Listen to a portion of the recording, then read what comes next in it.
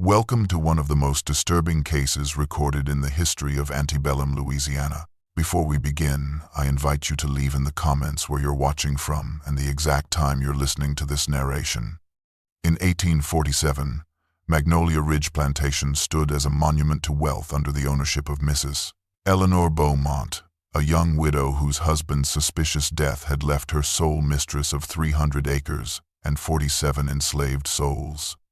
The roots of this tragedy traced back to 1845, when James Beaumont, third-generation owner of Magnolia Ridge, collapsed at dinner before horrified guests. His face contorted in agony as the poison, never officially identified in subsequent investigations, coursed through his veins. Parish records housed in the street. James Historical Society archives reveal that suspicion immediately fell upon his young wife Eleanor, formerly of the once prominent but rapidly declining Wilcox family of Virginia, whom James had married just 2 years prior, in what county documents described as a union advantageous to the bride's diminished circumstances. The marriage contract, discovered during courthouse renovations in 1967, contained unusual provisions granting Eleanor full inheritance rights, an arrangement that raised eyebrows among neighboring planters who had expected James's brother in Charleston to assume control.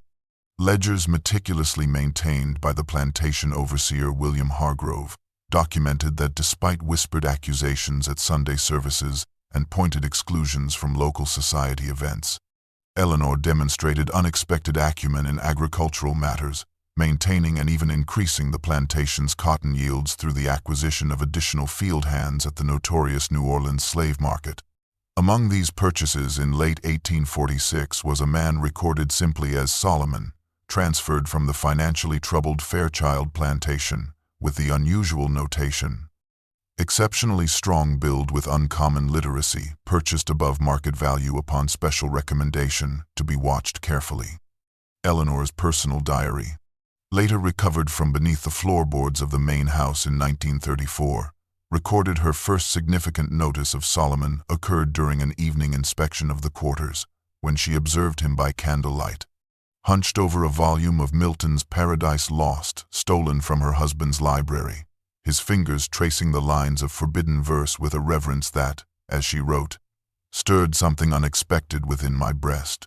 The winter of 1846 descended upon Magnolia Ridge with an unusual chill that seemed to penetrate the very walls of the main house where Eleanor Beaumont, increasingly isolated from neighboring plantation society, began what household records euphemistically referred to as evening inspections of the property.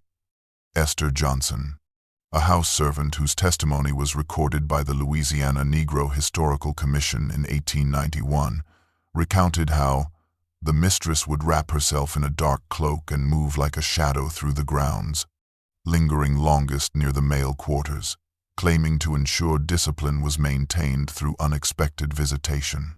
The account further noted that these inspections increased in frequency during the coldest months, with Eleanor often returning to the main house well past midnight, her cheeks flushed despite the bitter cold.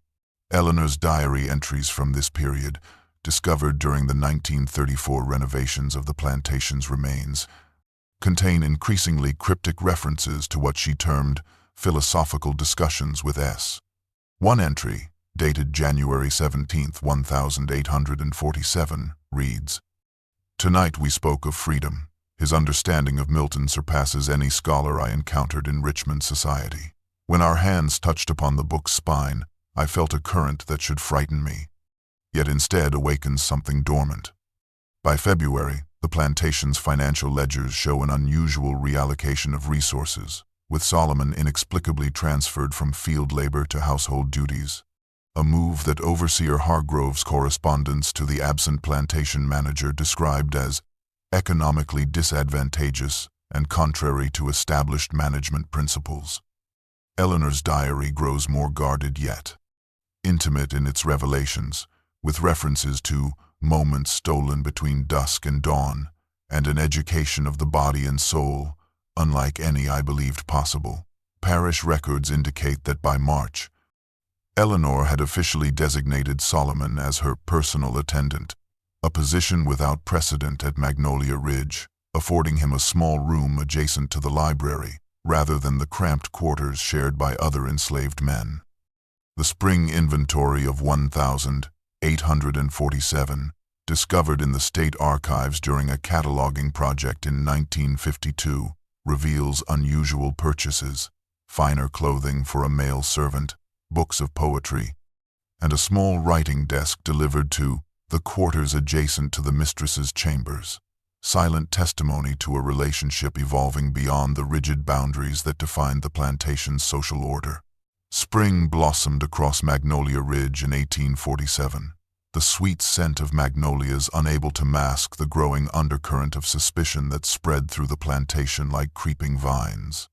William Hargrove, overseer for 15 years and self-appointed guardian of propriety, began documenting what he termed alarming irregularities in Eleanor's management. His letters, preserved in the Beaumont family collection at Tulane University, reveal increasing concern about the mistress's behavior.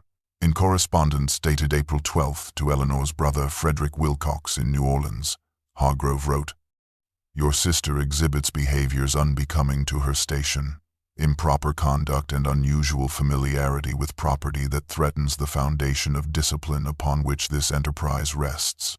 Hargrove's journal, recovered from his descendants in 1963, describes his growing unease at observing Eleanor and Solomon in the library, their heads bent together over texts, conversing as equals rather than mistress and chattel, an inversion of natural order that cannot be permitted to continue.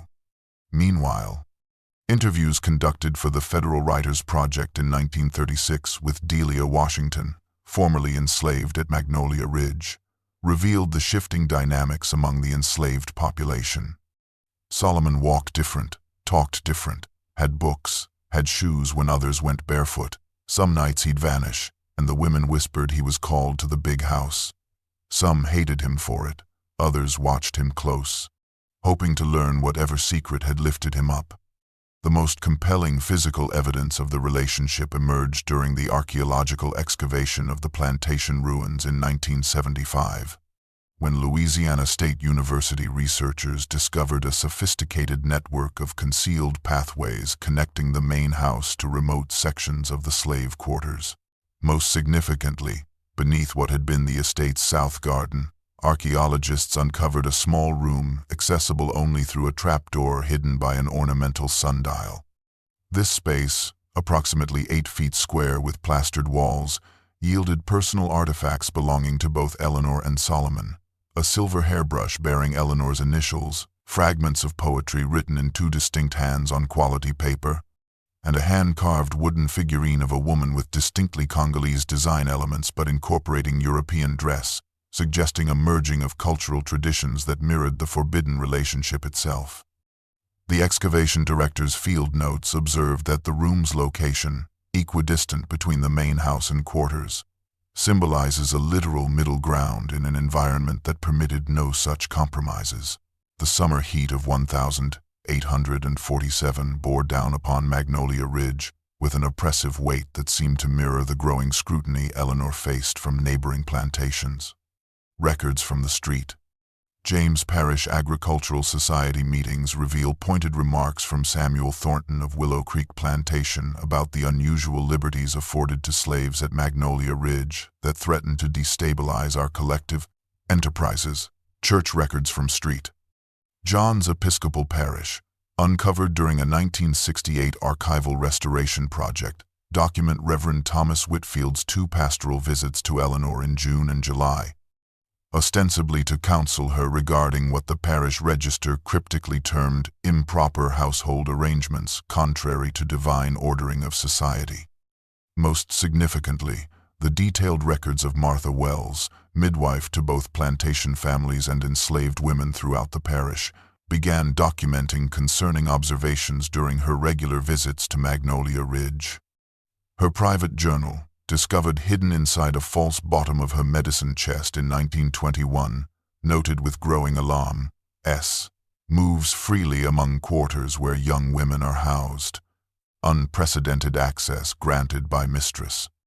4 women, Lucy, Dinah, Mary, Ruth have requested examination for female complaints this month alone. Unusual for so many, so close together. By August, Eleanor's private diary referenced receiving anonymous notes slipped beneath her door. Eyes are watching. Your shame will be known, while her formerly confident handwriting grew increasingly erratic, suggesting deteriorating emotional stability. Overseer Hargrove's campaign against Solomon intensified, with Plantation punishment records showing 3 incidents of public whipping for increasingly minor infractions: insolent posture, delayed response to instruction, and most tellingly, found in unauthorized area of grounds after sunset. A letter discovered in Eleanor's personal effects, addressed to her cousin in Richmond but never sent, revealed her growing isolation.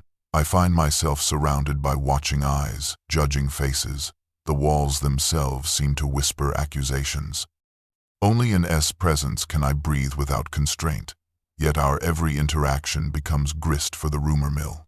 William Hargrove has become my shadow, materializing whenever S and I exchange words. I fear what lengths he may go to in order to restore what he considers proper order to Magnolia Ridge.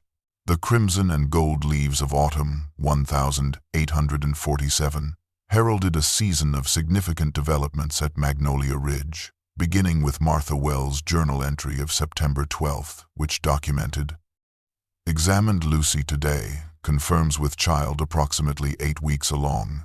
Mistress Beaumont insisted on being present throughout, questioning me extensively about identifying paternal features in newborns, an inquiry most unusual from a plantation mistress."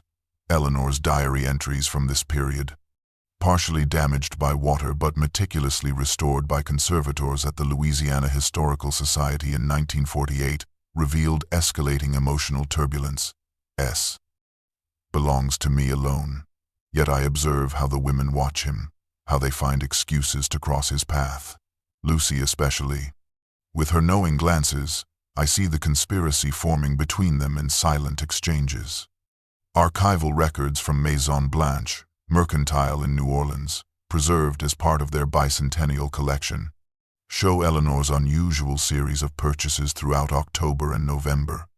6 sets of women's dresses in expanding sizes, multiple cradles, an unprecedented quantity of linen for swaddling clothes, and specialized medical supplies including birth forceps, silver nitrate solution for newborns' eyes, and quantities of laudanum far exceeding normal household requirements.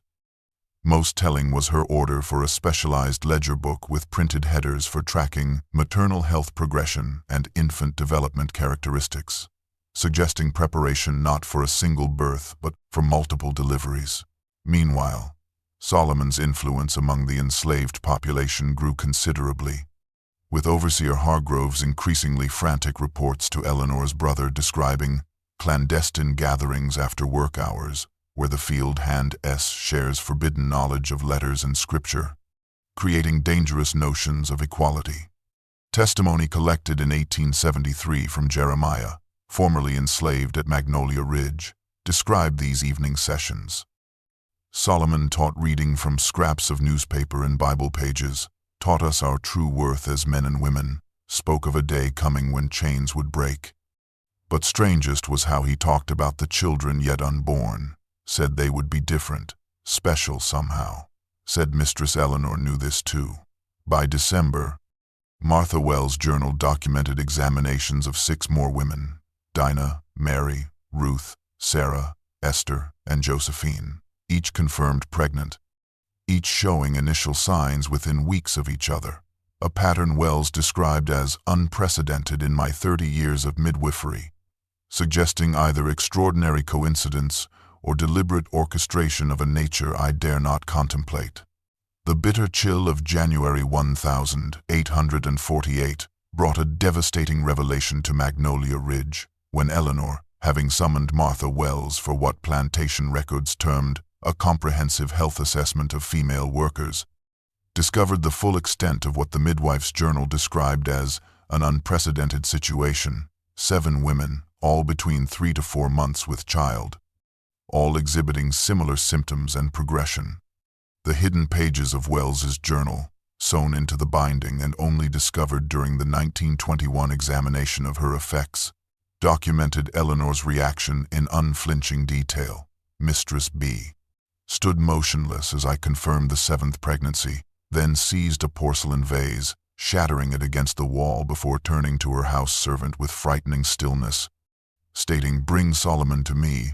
I now understand the glances, the whispers, his absences. Testimony collected from Harriet, Eleanor's personal maid, during the 1890 Historical Society interviews, recounted how Mistress locked herself away for 3 full days, permitting no entry save for trays of food largely returned untouched, while terrible sounds of weeping and objects breaking emerged from behind the door. Parish notary records reveal Eleanor's sudden financial maneuvers during this period of seclusion, with 4 parcels of outlying plantation land sold to neighboring owners at prices significantly below market value. Transactions her attorney later described in correspondence as executed with unusual haste and against my strongest financial advice. Simultaneously, invoices from New Orleans security firms documented the arrival of reinforced locks, window bars, and additional men described as experienced in plantation discipline. Most disturbing were the requisition orders for items typically associated with punishment: chains, ankle shackles, and a specially constructed confinement cabin built on the property's northern boundary, far removed from both the main house and existing slave quarters. Plantation work logs indicate Solomon was forcibly relocated to this isolation cabin on January 28, with Overseer Hargrove establishing armed guards maintaining continuous surveillance.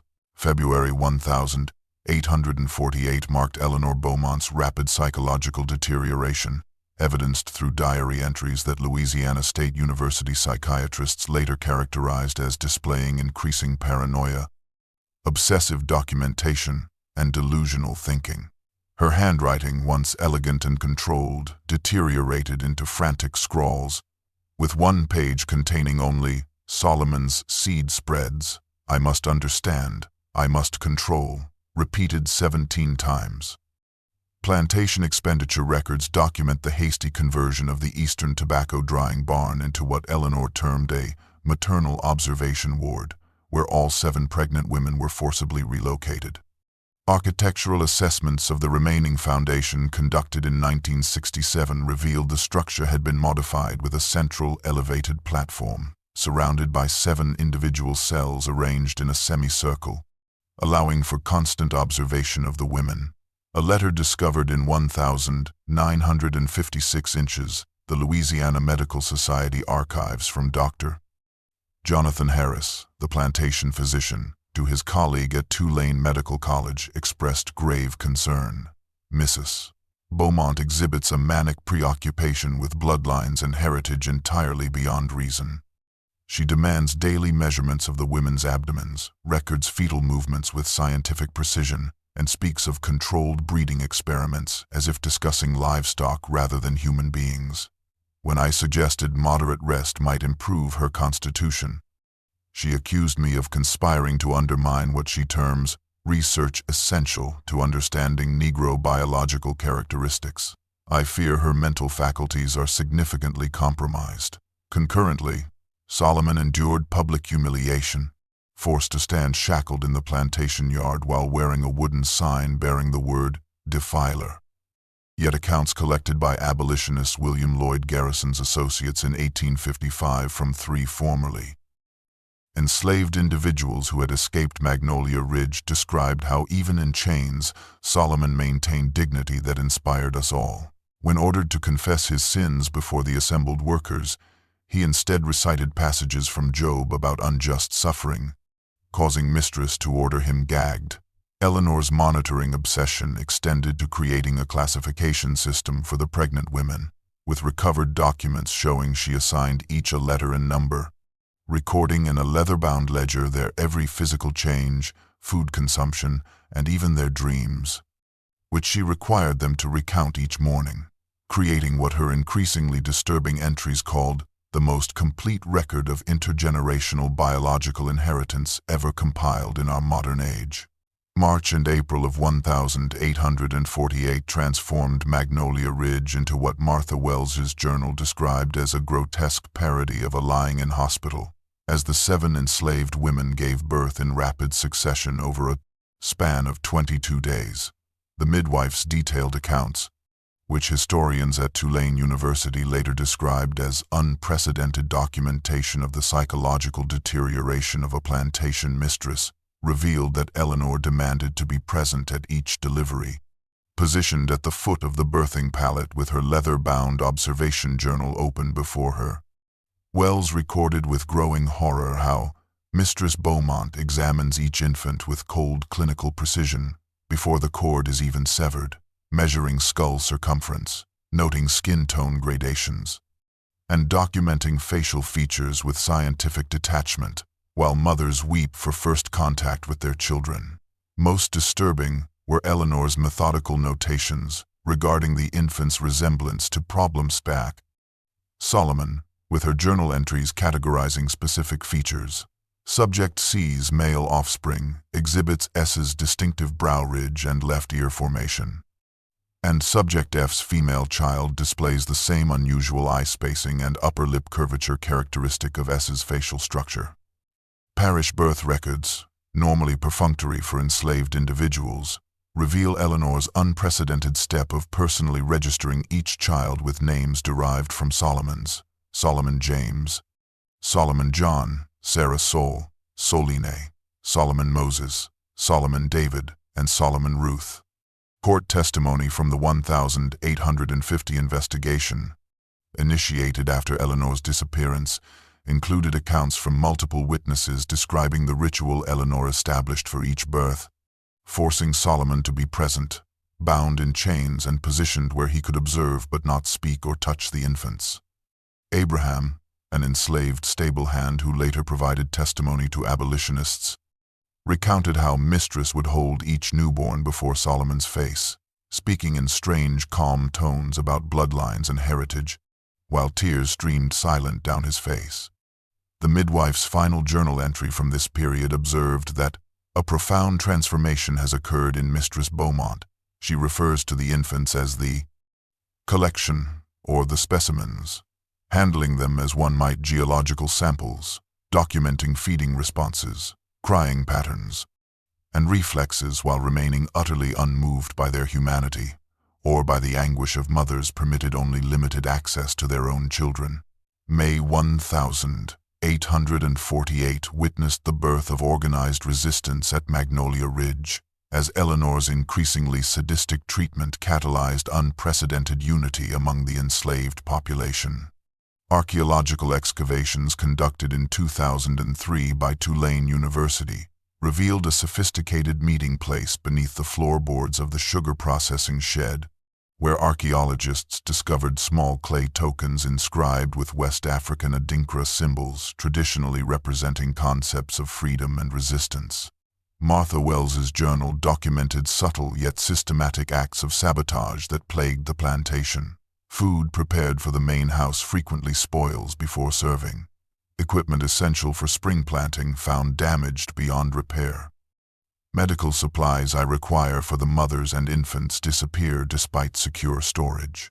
Eleanor's business correspondence from this period reveals her spiraling paranoia, with letters to security firms in New Orleans demanding additional men experienced in suppressing insurrection, and invoices showing purchases of whips, restraints, and other implements of control at costs that financial historians note were rapidly depleting the plantation's operating capital. Plantation punishment records indicate a sharp increase in brutal disciplinary actions, with minor infractions resulting in severe consequences. Field hands found whispering together, sentenced to 20 lashes. House servants suspected of dilatory performance placed in outdoor stocks regardless of weather conditions. Most remarkable was Solomon's continued influence despite his isolation, with testimony collected during the 1851 Louisiana Senate investigation, revealing an ingenious communication system.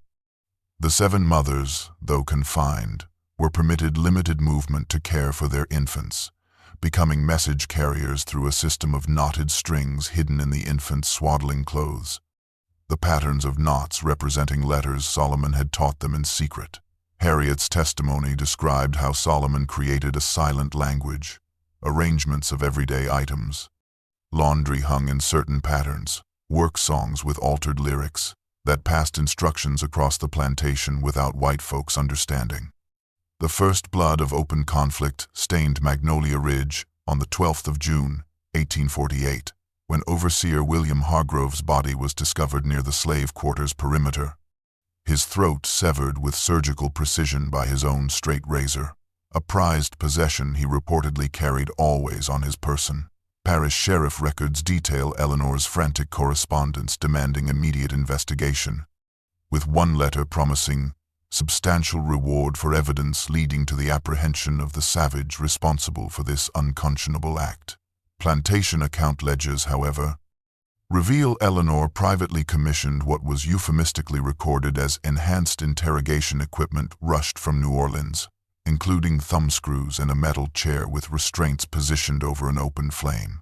Solomon's punishment log, discovered during the 1851 investigation, documented 3 days of continuous torture that yielded no confession, with clinical notations about subjects' extraordinary resistance to pain and continued denial of involvement despite application of maximum duress. The proceedings took an unexpected turn when court providing unders.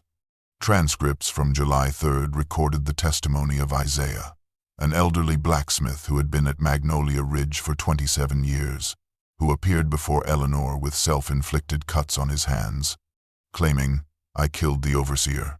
He beat my grandson until the child couldn't stand. Mr. Hargrove came to my cabin to threaten more punishment. I took his razor when he set it down and opened his neck like a hog at slaughter. Solomon had no part in it."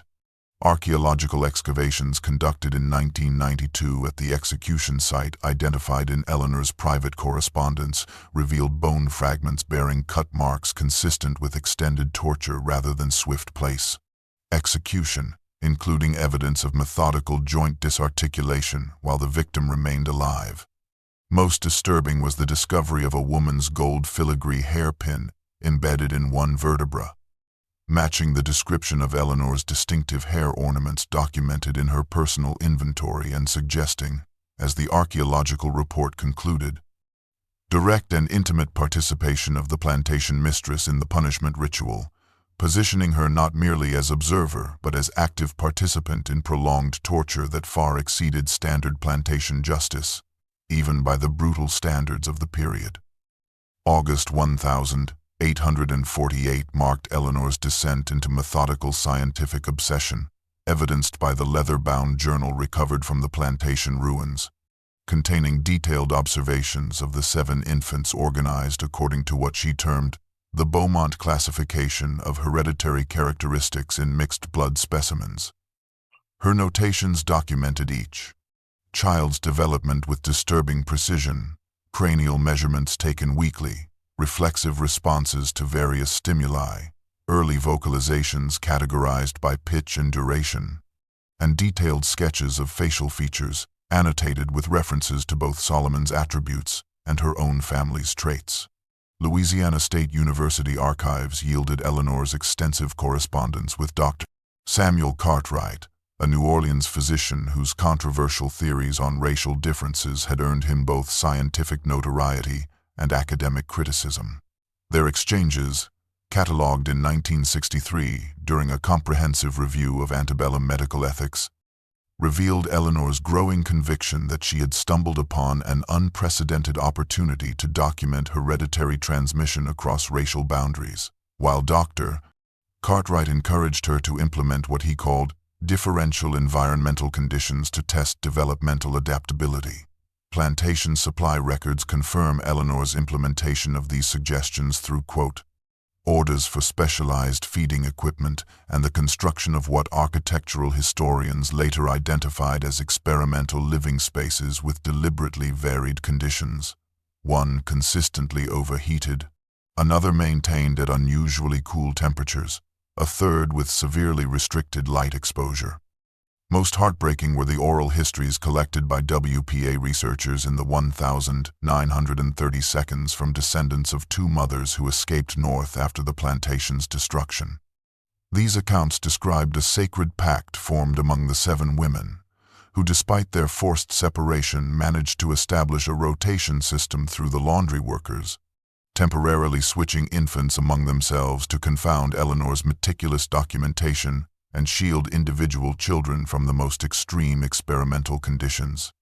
A smuggled fragment of paper discovered in the archaeological excavation of the mother's quarters, preserved between layers of wall plaster, contained a list of the children's birth names written in a shaky hand, names entirely different from Eleanor's imposed scientific designations, alongside a solemn pledge. "We swear by earth and water, by breath and blood, these children born of sorrow shall know love despite her cruelty. What she breaks we will mend in darkness." September 1848 darkened Magnolia Ridge's already shadowed history with 2 deaths that parish records euphemistically recorded as unfortunate accidents, though evidence uncovered decades later would tell a different story. Martha Wells, midwife of 30 years standing in street. James Parish was discovered floating face down in the plantation's ornamental pond on September 7th, her medical bag, notably missing her detailed journals, clutched in rigor-stiffened fingers. Just 4 days earlier, according to household staff testimony collected during the 1851 investigation, Wells had been observed in a heated exchange with Eleanor, their voices carrying across the garden as Wells reportedly declared, "I cannot remain silent about what transpires here. There are authorities in New Orleans who must be informed." The midwife's final journal entry, discovered in 1923, hidden inside the lining of her church Bible passed down through her sister's family, revealed her desperate state of mind. "I have documented enough to prove the madness that grips Magnolia Ridge. Tomorrow I take my evidence to Judge Thibodeau in New Orleans, though I fear she suspects my intent. Should these words be read by others, know that Eleanor Beaumont's scientific facade masks unspeakable cruelty that no God-fearing community should tolerate." Just 12 days after Wells' death, Ruth, one of the 7 mothers who parish baptismal records identified as having given birth to the infant, Eleanor designated Solomon Ruth, died suddenly after what plantation medical records described as acute respiratory distress following disciplinary correction. Testimony from Harriet, the house servant, later revealed that Ruth had directly confronted Eleanor after discovering her infant being subjected to prolonged ice water immersion as part of what Eleanor termed thermal adaptation studies. Most damning were the stays.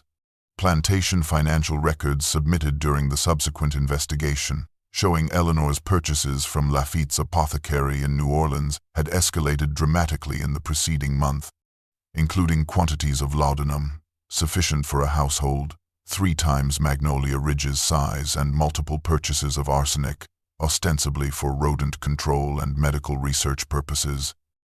Each transaction signed with Eleanor's increasingly erratic signature that graphologists later identified as showing extreme psychological agitation consistent with manic psychological states. October 1848 witnessed Magnolia Ridge's descent into complete isolation as Eleanor withdrew into what plantation account books disturbingly designated as the laboratory, the manor's east wing, hastily modified with reinforced doors and barred windows. Parish delivery records document Eleanor's systematic dismantling of normal plantation operations, with half the household staff dismissed without notice or final wages, their positions deemed extraneous to current research priorities. Eleanor's correspondence, later recovered from her partially burned desk, revealed increasingly frantic letters to scientific publications announcing her possession of specimens of unprecedented significance to the advancement of racial biology, hybrid subjects displaying quantifiable characteristics from both parental stocks.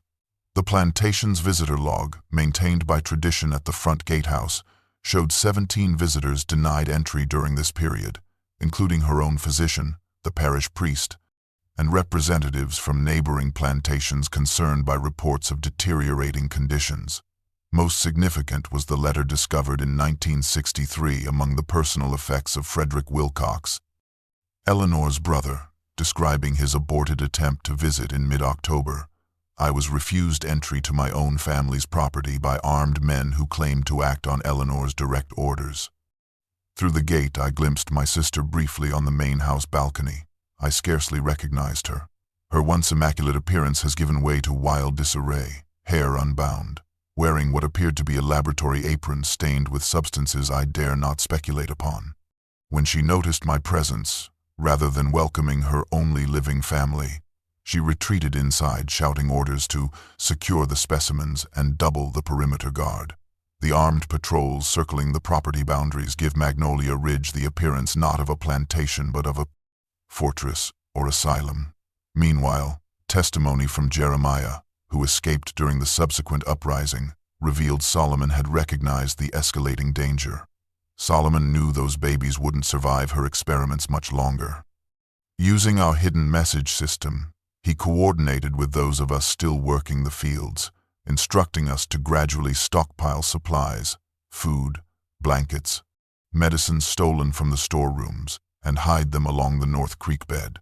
He sent word to the Underground Railroad conductor in Baton Rouge that 7 small packages would soon require safe passage north.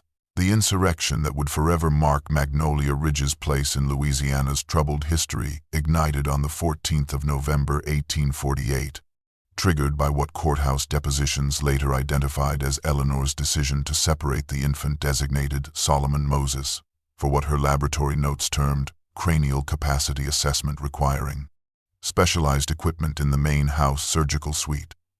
Court testimonies from 3 surviving overseers described how Solomon, upon learning of the child's removal through the mother's communication network, broke his restraints using a metal file smuggled to him inside a hollowed Bible, a feat of desperate strength that left his wrists lacerated to the bone. Plantation records indicate 30 enslaved individuals participated in the coordinated uprising, with work gangs simultaneously disabling the security forces at precisely 9:30 p.m. When the changing of guards created a momentary vulnerability, the official investigation documented the rebels' methodical approach. They first secured weapons from the overseers' quarters, then systematically freed those held in punishment cells, before separating into predetermined groups with specific objectives. A handwritten account from Harriet, preserved in abolitionist archives, detailed how Solomon led 7 men directly to the laboratory where the mothers and children were held, while others secured escape routes or engaged remaining armed guards. The New Orleans Picayune's November 16 edition reported that armed insurrectionists deliberately targeted the Plantation Records building. First, ensuring all documentation of ownership and scientific experiments was consumed by flames, followed by systematic burning of other structures. Court testimonies described Eleanor barricading herself in the main house library with 2 of the infants, refusing surrender even as flames engulfed the building's east wing. The Baton Rouge Gazette reported, "The conflagration at Magnolia Ridge illuminated the night sky for miles, visible as far as Donaldsonville," while subsequent investigation revealed that 25 of the enslaved population, including Solomon and 5 of the 7 children, escaped in the chaos, their movements deliberately obscured by the strategic placement of fires. Parish burial records documented the recovery of 12 bodies from the ruins, though Eleanor's remains were never conclusively identified, leading to persistent rumors that she too had somehow escaped the plantation's fiery destruction, taking with her the 2 infants and her research documentation. The historical record following Magnolia Ridge's destruction remains fragmentary, with Louisiana state legislative documents from 1849 revealing an investigation hampered by the deliberate destruction of plantation records and conflicting survivor testimonies. Eleanor Beaumont's ultimate fate became a subject of historical debate. Her remains were never conclusively identified among the 12 bodies recovered from the ruins, though partial bone fragments discovered in 1921 during initial archaeological assessment included a female skull bearing distinctive dental work consistent with Eleanor's medical records. Parish census documents from 1850 indicate that only 22 of the 47 enslaved individuals survived the insurrection, with Underground Railroad records preserved in the Black Historical Society of Philadelphia, confirming that 17 reached northern states, traveling in small groups along separate routes to minimize recapture risk.